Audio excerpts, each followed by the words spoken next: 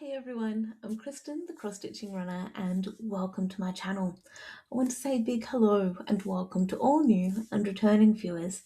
And if by chance you've stumbled across this channel is all about cross stitch with a bit of life stuff thrown in. And the last couple of weeks since we caught up have been pretty awesome, and especially with last weekend. It was absolutely awesome, and I feel like I'm still recovering from talking so much. Today is Saturday, the 31st of January. We are on our last day, obviously, of January, and for pretty well all of January, with the exception of perhaps two cross stitch pieces, I have been working mostly on Australian themed pieces. So, Australian themed, meaning they are designed by Australians, especially, and they have an Australian element to it. So, it could be the actual pictures like koalas or pelicans or things that are unique to Australia. So, what I'll be doing for this episode is showing you what I've been working on for the last couple of weeks, and then expanding out to sharing with you the projects I've then worked on for all of January. Then I'll be talking a bit about the Great Aussie Shindig, which was an event that happened around Australia Day, which was Australia Day is the 26th of January, and the Great Aussie Shindig occurred on Sunday, the 25th of January, and Monday, the 26th. My throat is going croaky already. I will make sure I've got some water on hand to try and soothe the croakiness. Now, before I fully kick into sharing with you what I've been working on and all the fun that I've been having with cross stitch, I want to do a little bit more of an intro in terms of who I am and a lot of the projects that I typically work on, because one of the awesome things that have happened over the last week or so is that I've had quite a few new subscribers, and I'm super excited about it. And thank you so much for subscribing to my channel. And I hope you continue to enjoy what I work on and the progress that you'll see with those projects. So, as I mentioned, my name is Kristen.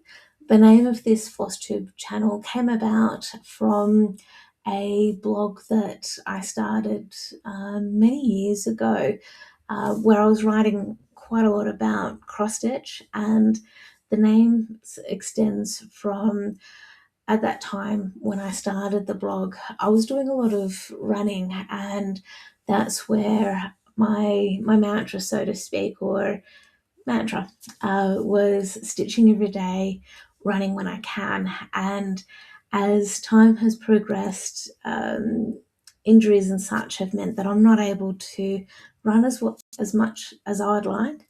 I am working on improving that to hopefully get back into a better routine. That said, I do stitch nearly every day. Circumstances and life mean that not every day happens. It's far and few between on most accounts. I predominantly like working on full coverage pieces or partial coverage pieces that have minimal backstitch on it. And throughout this channel, especially over the last few years, I've started talking about designs by Hot Cross Stitching, which is a side hustle that I started up about three years ago or so, maybe a little bit longer, but not by much. And the aim of Hot Cross Stitching was to, at least for a part of it, be about the cross stitch patterns that I've created based on photos that I've taken and converting them into cross stitch patterns. And that stems a bit from photography being another interest of mine, especially landscape photography and flora and fauna, that kind of thing, mostly because I I have these ideas in my head of how I'd like to see my cross stitch patterns be, yet my ability to properly draw them and express that in a suitable way for cross stitch patterns doesn't always work the way that I'd like. So that's where the photography element kicks in. So I do have a website for hot cross stitching, and the details are in the description box below.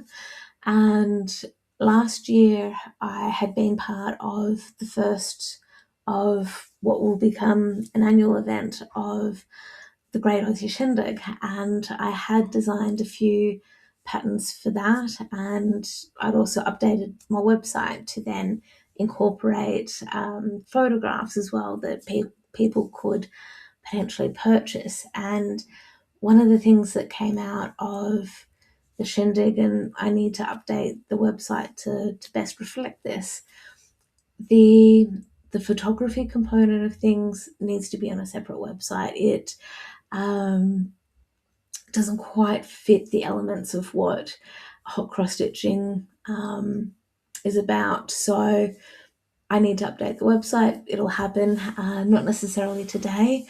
It will happen in coming weeks. So, with all of that in mind, thank you so much for coming along and catching up with me. And let's get into the actual cross stitch side of things. And let's keep going. I'll also keep incorporating a bit more about me while I'm talking about the cross stitch patterns. So the first one that I have to share with you is one that I have spent most recently a few days working on, and it was a piece that I reminded myself that I had in my stash that I had designed, I guess, over the last year or so, and I have uploaded the pattern onto the hot cross stitching website. It has become hidden a little bit amongst some of the other information there. So this is the chart, and I'm just starting to stitch the model component of it, and I'm going to need to take this pattern down from the website to then update it, because as I'm stitching, I'm learning that there's a few design elements that need fixing. So it's called What Stories Are You Telling Yourself? And it's inspired by some things I've watched on the internet just as part of how I am learning and improving myself and such. So I've started a little bit in the center. I am stitching this 1/1 on 28 count fabric. At the moment, I don't quite remember what exactly the fabric is.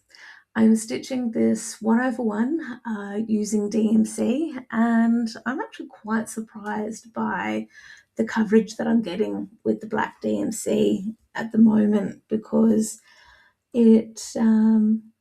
I've had challenges with it depending on the fabric I'm working on. I'm going to pause for a moment and grab a drink. Hang on. Okay, so the next piece that I have to share with you is a non-Australian based themed piece, but one that I'm wanting to get progress on before April, especially before the end of April, because I'm going to be participating in, just as an attendee, in the Black Needle Society's online stitching retreat for what is it? Downton Abbey. So this is a mock-up of what the piece is that I'm working on. It's called I'm a Custodian, and it's designed by Katie Landis from the Black Needle Society, and it is a chart from the seasons 1 and 2 box, and this is where I'm up to so far.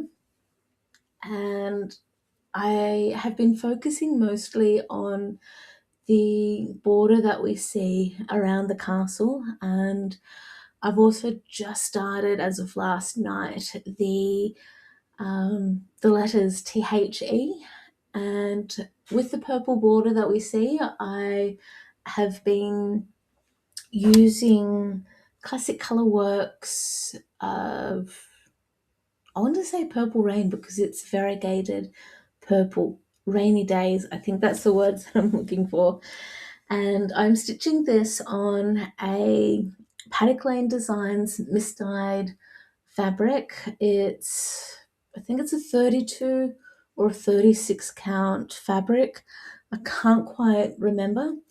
I am stitching this 2/2 using the called for colors, and I've never stitched on 32 or 36 count fabric, and I'm enjoying this. I definitely find that having non-tired eyes helps a lot.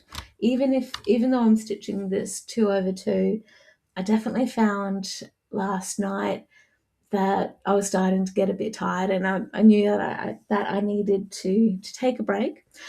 And the other cool thing is that when I was stitching on this piece last night, I'm excited.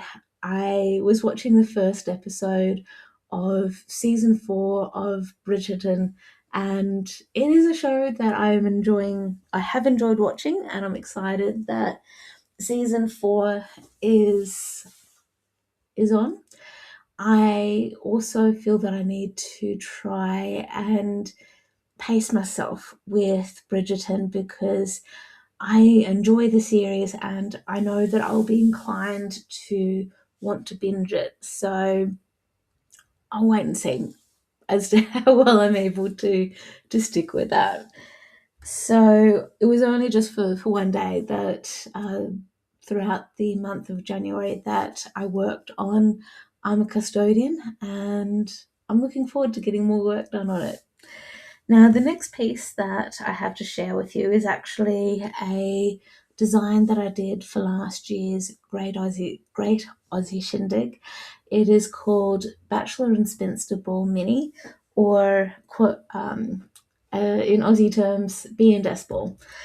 So with the B&S Ball Mini, this is inspired by my brother in terms of his younger years. He has been known to attend a few B&S balls, and the background behind it is it's very popular for the young people who live out in the country who may have to travel several hours to get to town, or even get to a city, whether it be a major city like Sydney or anything similar to that. And the B&S balls are a fantastic way for the young people to let their hair down, enjoy a bit of music, and just be silly and connect with people their own age, and who knows what comes out of it.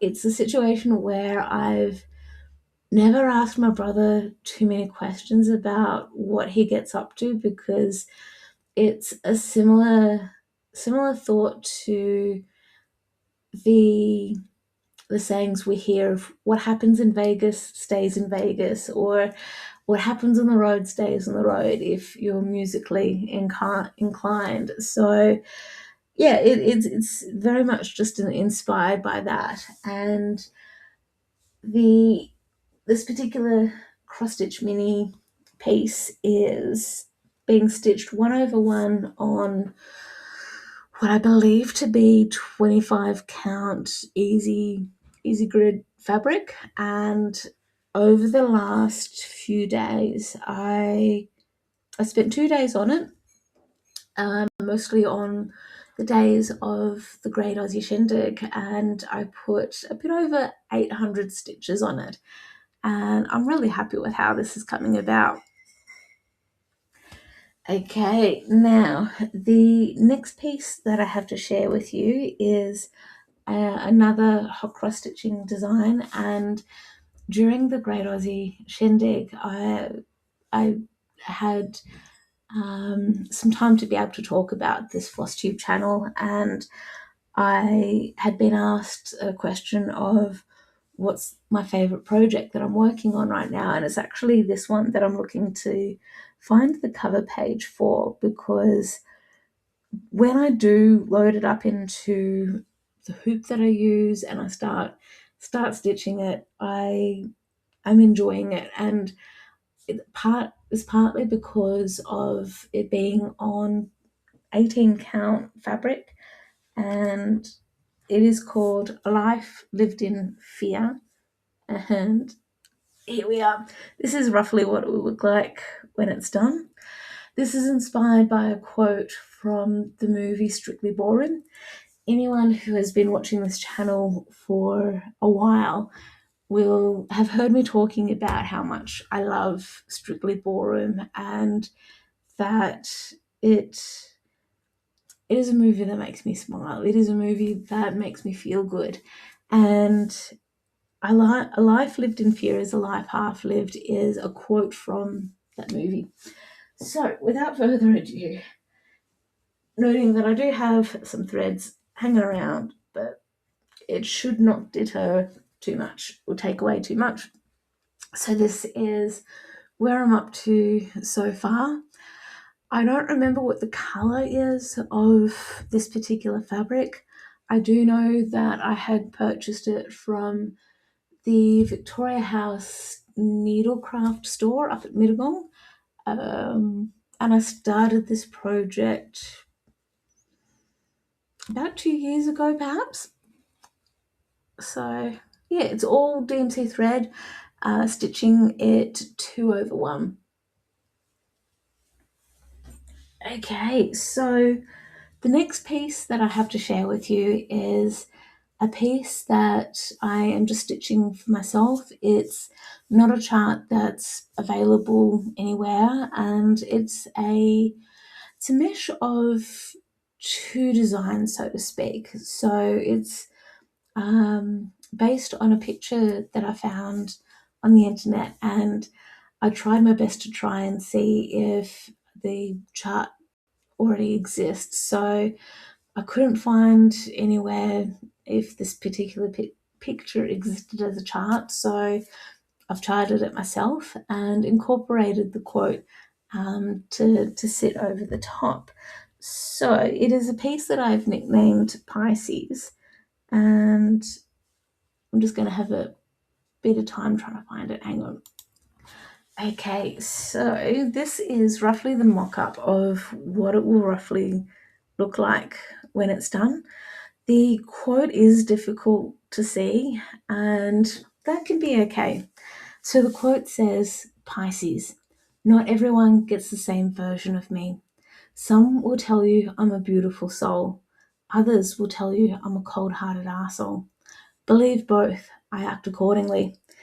And it's all cool. The difference that with the cover page or mock-up that we see here compared with the progress that I'm about to share with you is that it's intended to be stitched 1/1.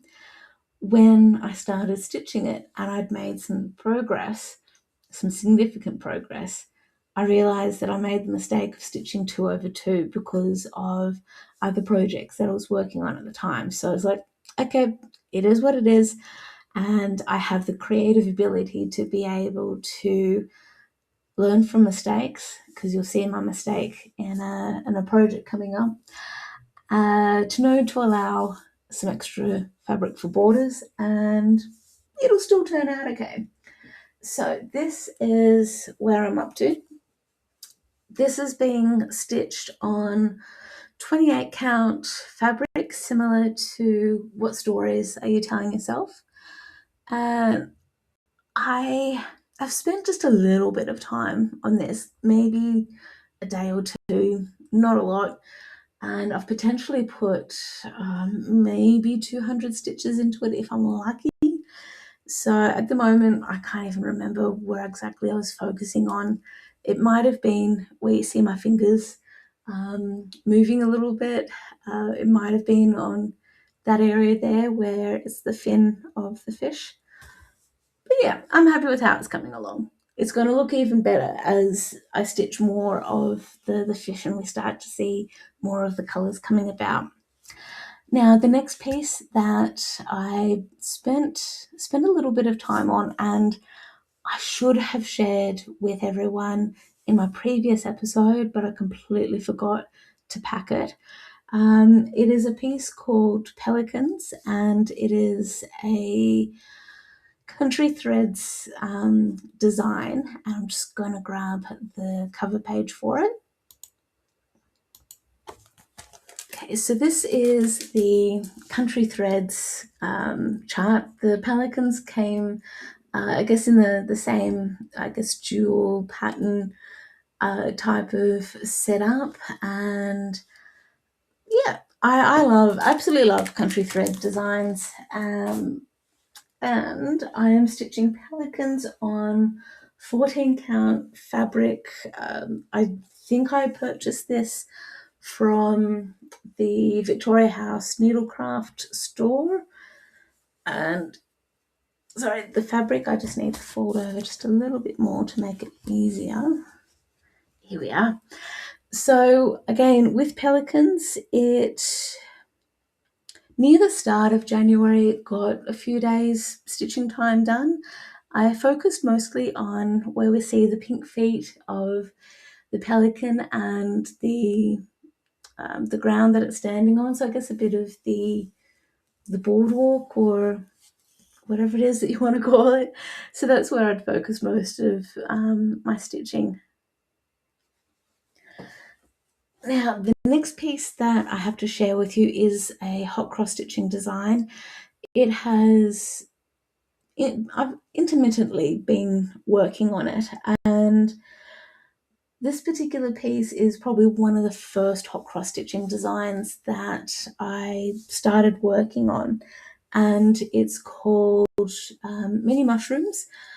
Historically, I have also been known to call it Gundaroo Mini Mushrooms because it's inspired by the place that I actually took the photo for the design. So this is roughly what it will look like when it's done. My parents have a farm out at Gundaroo, and that's where I predominantly grew up. And the photo is taken in this really beautiful spot of my parents' farm, where on top of one of the hills on the farm, we've got this. It's rocky, it's uneven, and there's a lot of gum trees that are growing on top of that hill. And I had spent an afternoon just wandering around my parents' farm up in what we have grown up to call the hill paddock. So it's an area of the farm where there's a lot of gum trees and other types of plants growing up there. It is quite beautiful because in certain seasons throughout the year, there'll be these wildflowers growing, and there'll be all of these other really cool plants happening, growing, doing their thing.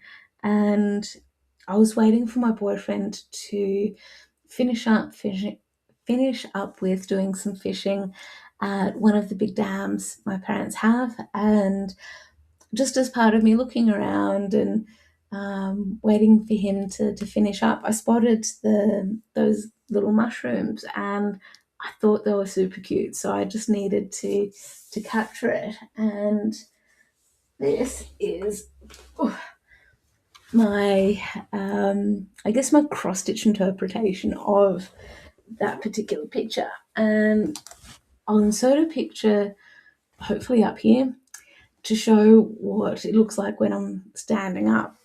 And I've been focusing mostly at the bottom of the piece. This is being stitched on 14 count Aida 2/1 using DMC thread.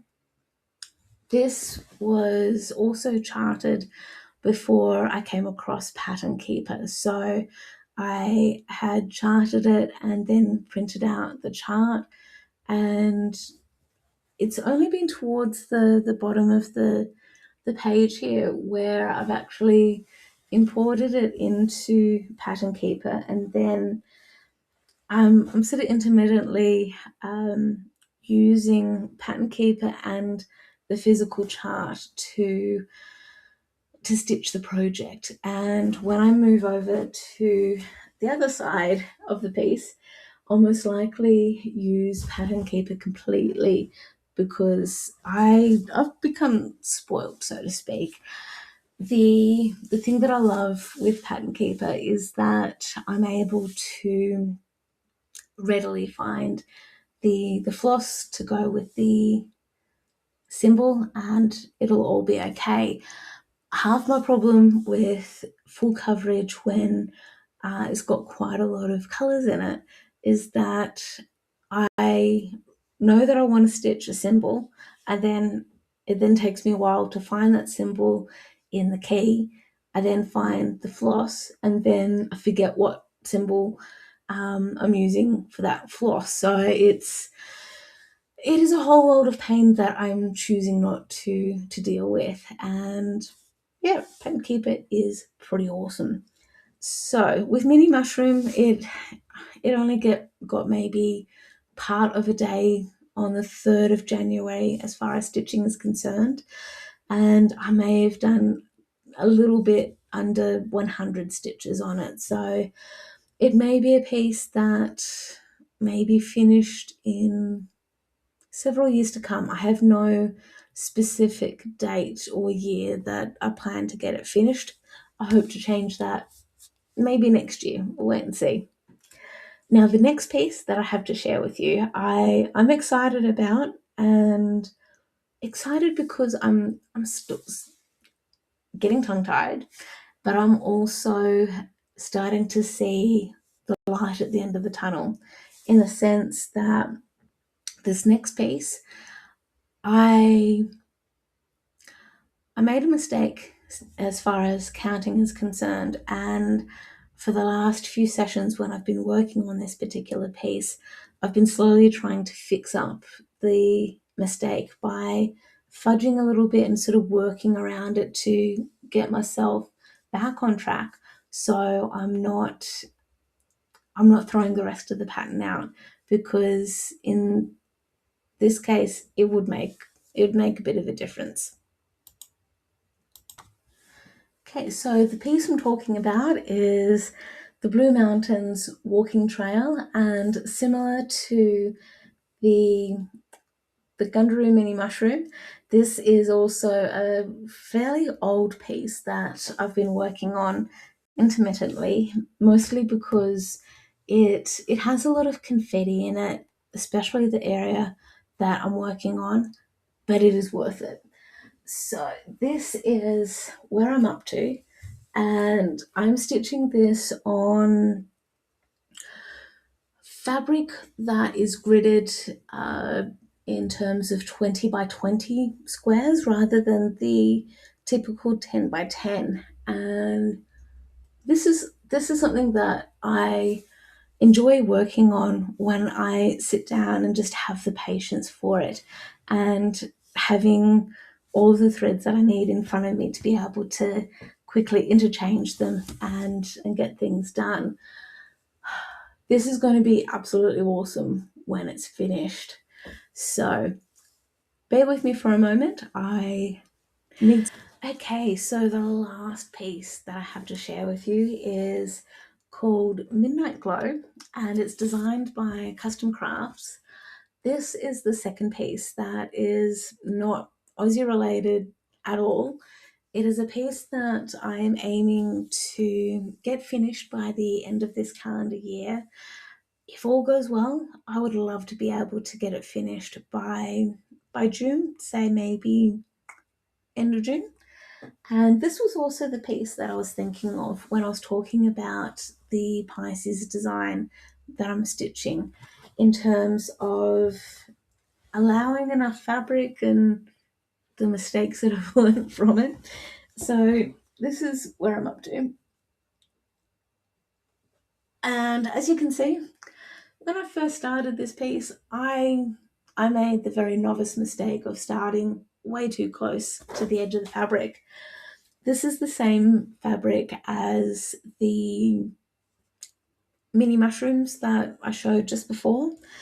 This is, again, 14 count Ada. I'm using all of the called for colours. I'm stitching it 2/1 and focusing mostly on the bottom of the piece. So I am looking forward to getting this done.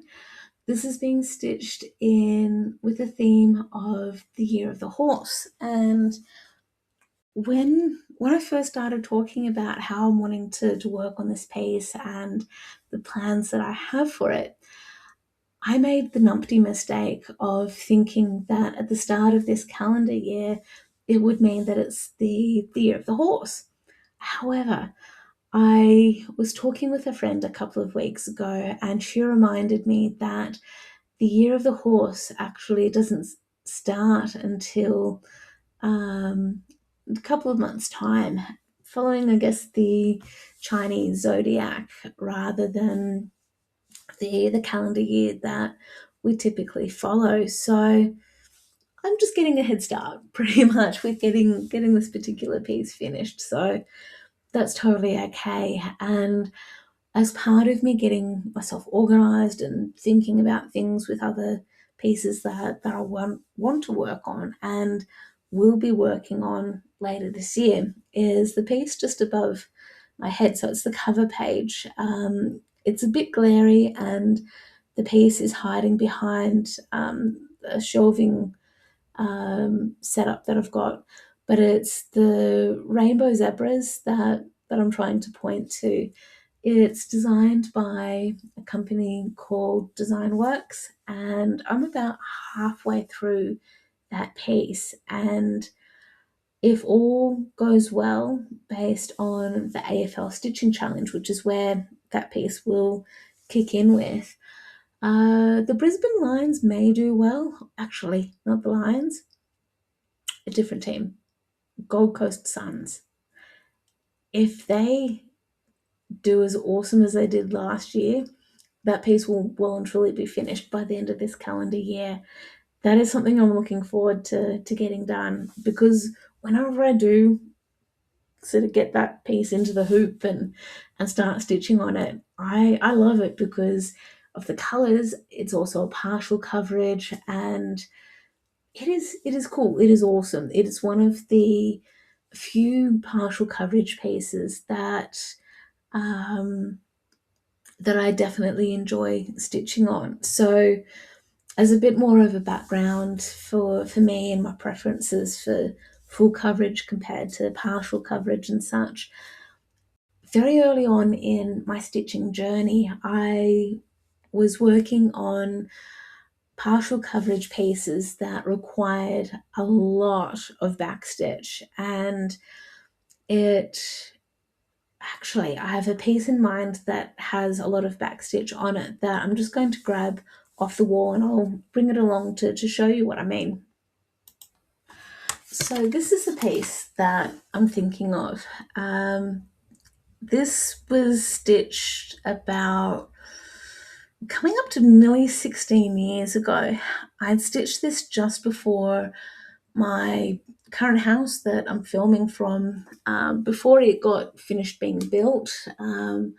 I had started stitching this when I was visiting my grandparents during a summer break. They were living up in Queensland at the time, and yeah, I just remember starting this, and I was stitching it in hand because I didn't have a hoop with me.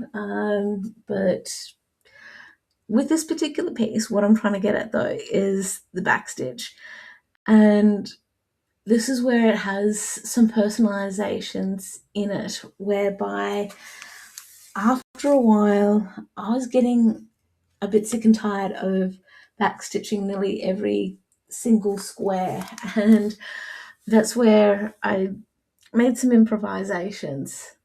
Unfortunately, I don't remember exactly who the designer is or any of that context. It is from a teddy bear book that I used to have, and during the Australian Black Summer of 2019-2020, I had donated that book to a donation drive that the Crafty Frog was running. And hang on, I just need to double check my collection. I just have this inkling that I might still have it. Hang on. It's all good. For a brief moment there, I didn't want to misquote myself or give false information. So no, I'm definitely on the right track of thinking that I had donated that book about 5 or 6 years ago now, because I had gotten as much use out of that book as I practically could, and knew that I was just getting a bit past that style of stitching, and I had a stronger desire to work on full coverage projects, and also with the help of a magazine called Tip of the Tongue. Of course, this would absolutely happen. I can picture everything about it, and hopefully it'll come back to me later. I haven't had a look at the magazine for a bit of time now, but it was also through this particular magazine that I'm thinking of that I got introduced a bit more to full coverage pieces, and realizing that with full coverage, I don't have to do backstitch with it, because it's got all the majority of the details in there that you typically don't need the backstitch. And the exception to the rule is a piece that I had worked on during December called Christmas Kittens or Christmas Kitties. I even did a stitch with me on that particular piece as well. It's designed by Custom Crafts, and it is one of the few full coverage pieces that I've come across in recent memory that actually has a bit of backstitch in it, just to help with the whiskers for the cats and a few other elements of it. So yeah, that's probably the only one that I can think of right now. So that's just a bit more of a background for why I've moved over to full coverage predominantly. And it's similar to a piece that's just next to me on the table here, where where partial coverage calls to me.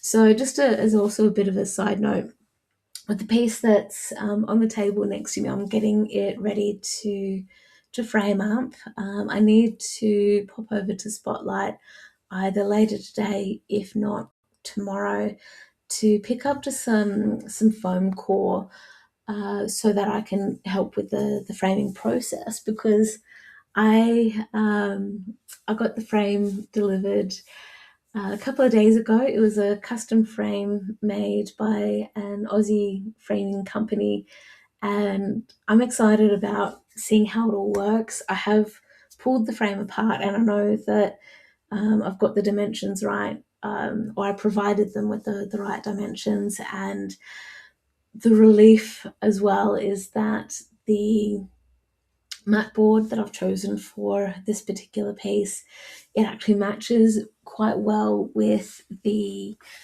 piece.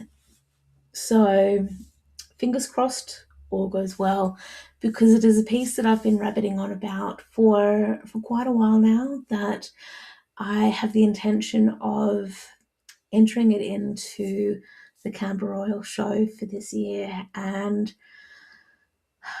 I really do hope it all works out okay. It's this final bit of preparation nervousness that I have of making sure I've dotted the I's, crossed the T's, and all the jazz that goes with it. So with all of that said and done, that's pretty much it for all of the cross stitch that I have to share with you for this episode. I will be moving on pretty soon to talk about the Great Aussie Shindig. If you're not interested in hearing about the Great Aussie Shindig and how it all went, that's totally okay. I hope you've enjoyed what you've seen so far with my stitching, And if you're keen to see what I'll be working on for the month of February, because the theme for February will be the fairy tales and freaky things month.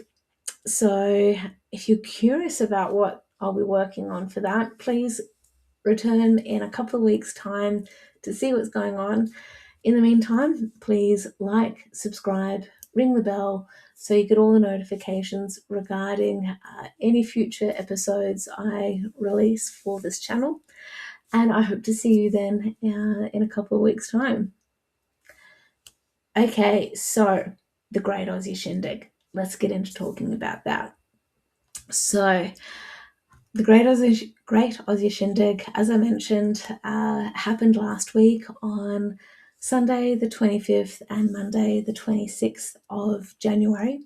It was organised by the awesome team of Paddock Designs, Lisa being the key instigator for the awesomeness that happened with the event.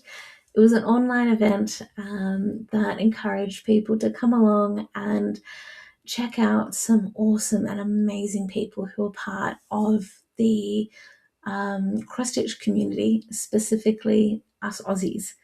So we had a variety of people, from Flosstubers through to designers to people who create the accessories that we love and enjoy using as part of our cross-stitching journey. So the really cool thing is I've got some notes here that I'll be referring to a bit, just to remind and prompt myself for what it is that I loved about the event that we had.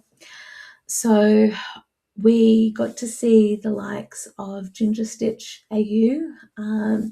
He showed us behind the scenes of his workshop and the needle minders and floss drop accessories that he creates and then sells online through his Etsy store and through, I think, Amazon US and perhaps eBay as well. And I know that Stitched by Liz is a fantastic advocate and promoter of Ginger Stitch AU needle minders.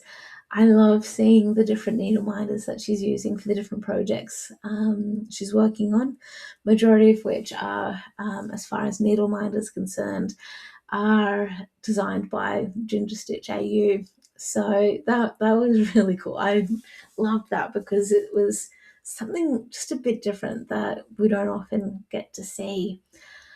I also loved learning about, I guess, the background history of Silks for You. And I had been semi-aware that Silks for You were Aussie, but I wasn't 100% sure. And I loved learning that they are definitely an Aussie company, and they had been the original people for Dinky Dye threads. And I know that I've got some Dinky Dyes in my stash, so that was pretty cool connecting for me to connect the dots for all of that. What else? So then we also had Lisa talking about color conversions, and that was really cool too, because hearing her perspective on the color converting and how to go about it and such, it reassured me in my mind that I'm pretty well on the similar line of thinking with how I go about changing out colors and using different brands. And it's something that I've almost instinctively done for other pieces that I've worked on. Most recent examples I can think of are the Gilmore Girls stitching retreats that have been run by the Black Needle Society, where they've suggested the use of some specialty threads, and I haven't had them in my stash, and I've initially not wanted to go and purchase them. And then I've used a DMC equivalent based on searches and such that I've done, just to get an idea of what what the specialty threads were meant to be, and then going, okay, now if the thread's that, then in theory this might be a similar color that I can use for the DMC thread. So I love that, knowing that, yep, okay, I'm on the right track. And even a couple of years ago, I stitched a piece called, it was a dragon in the water, and I changed the color of its eyes from these amber tones to some blue tones instead, and that worked out beautifully. And it again just reaffirmed in my mind that I was on the right track for how I approached it, and all the jazz that went with it.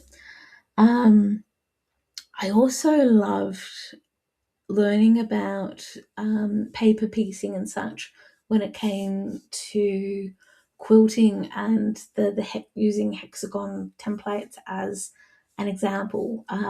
We had a wonderful person present a tutorial around that, and I'd always been curious about the paper piecing side of quilting and how that worked. And I love that with that tutorial, I learned when exactly the paper piecing would come out, and how it impacted things coming together, because I had made the assumption that the paper templates actually stayed inside the fabric as part of piecing it all together. So no, I learned something new with that, which I hadn't expected to learn anything about. So that was really cool. Let's see. The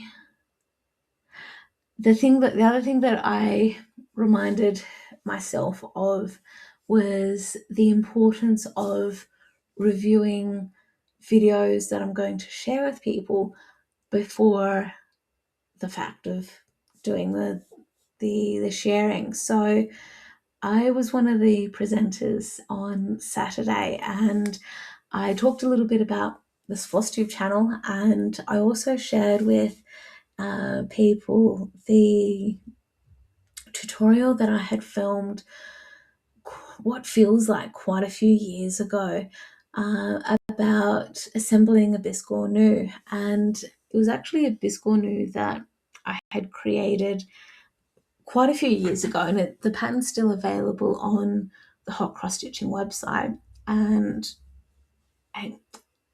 the biscornu that I'm trying to reach for is in an awkward spot, so just bear with me for a moment. So these are 3 different examples of how I have chosen to finish a biscornu. The best example of the original is this biscornu, and it is inspired by an Australian flower called the wattle. Now, there are some different varieties of the wattle, but this is pretty much my interpretation of it. So we've got a couple of shades of yellow, and then the green for, I guess, the leaves, and the browns and blues to do with the branches and the sky, and all that jazz that goes with it.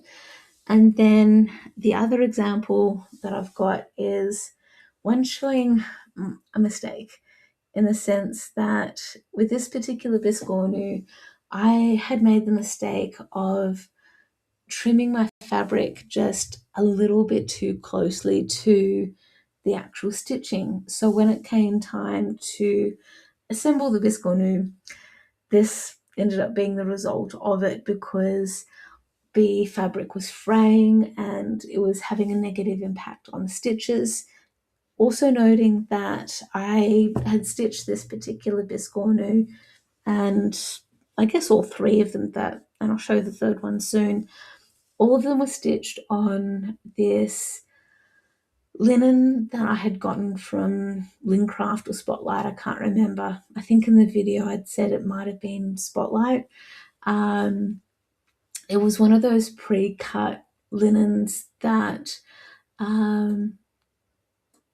that probably isn't the greatest of quality, but it served a purpose. And I now know that we have such amazing fabrics available to get to source from. So I know now, I've learned lessons.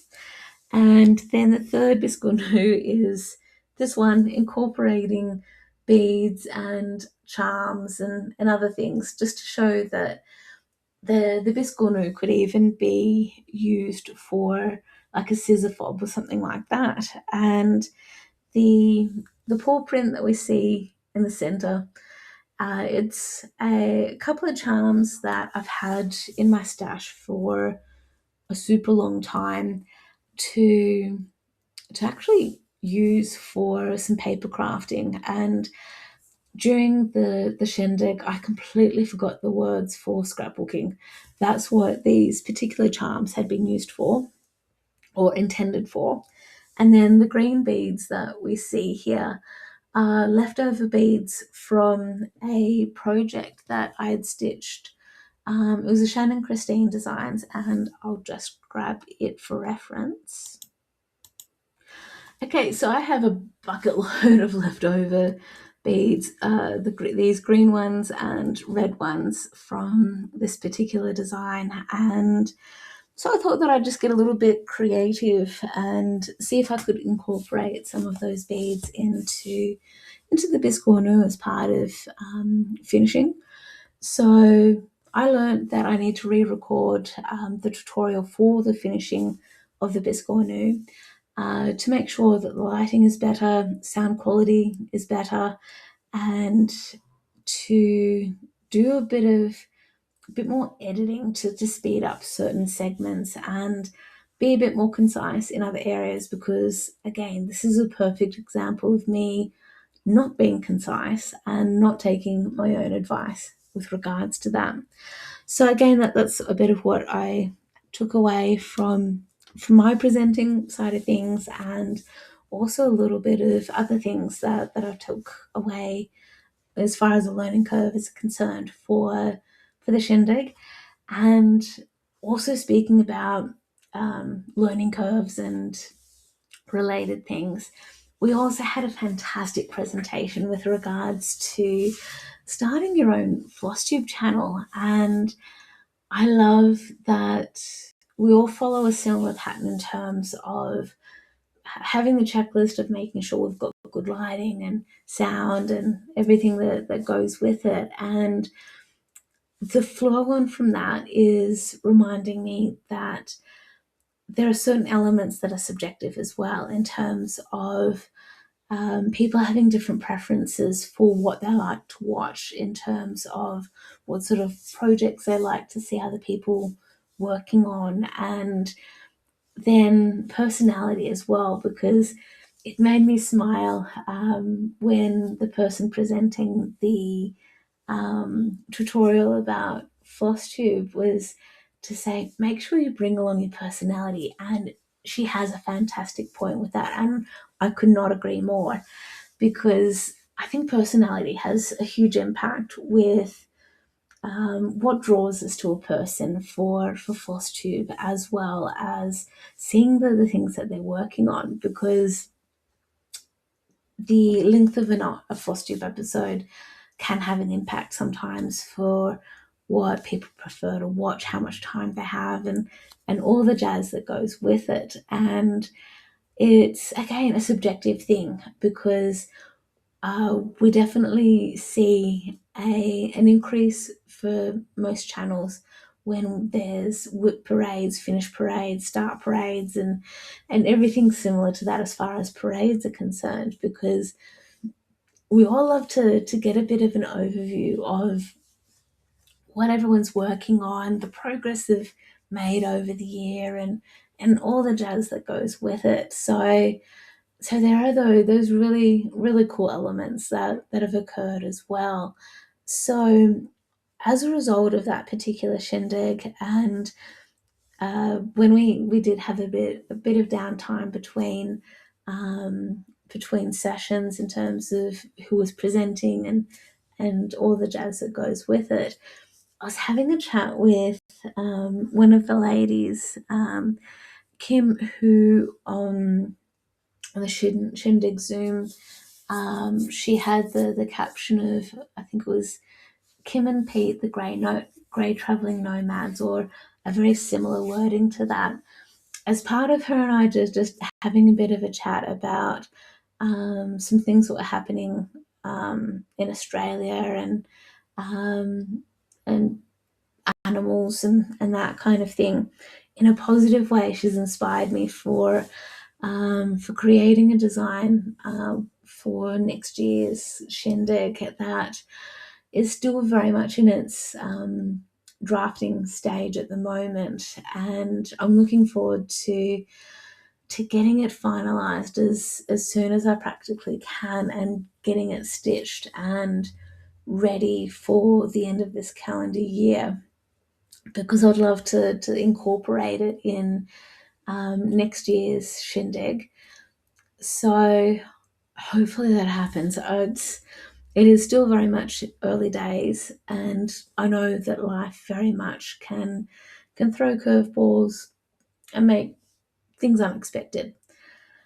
That said, for next year's Shindig, if anyone here has made it this far and is hoping to be able to be a participant or attend, that's probably the better wording. If you have attended this year's Shindig and you're keen to attend next year, or you've never attended the Shindig and you're keen to attend, this is where some of the questioning could help prompt a bit more thought and ideas for next year's Shindig. So the first question that I have is, what would you like to learn with regards to cross stitch? Because this was something that I started thinking about after this year's Shindig, in the sense that we're all pretty proficient with cross stitch. We all have an idea of what works for us, what doesn't, and it just had me wondering if there was anything else that we didn't really know too much about and wanted to know more of in regards to cross stitch, or anything relating to cross stitch. So it was just something that I was curious about. Not that I'm saying that I'm going to do anything, but if you do have a question about like what you would like to learn about, I strongly encourage you to reach out to Paddock Lane Designs, because they'll definitely be looking to develop a schedule and such for next year, and they would love to know some more information. So with all of that in mind, I will put details and such into the description box below about everything that I've pretty much covered today. And similar to what I said earlier, if you've enjoyed what you've seen here, please like, subscribe, comment if you want, and I hope to see you in a couple of weeks' time for February's Fairy Tales and Freaky Things. I'm looking forward to sharing with you what I've been working on and what the month of February entails regarding that topic. So until next time, happy stitching everyone, and I'll see you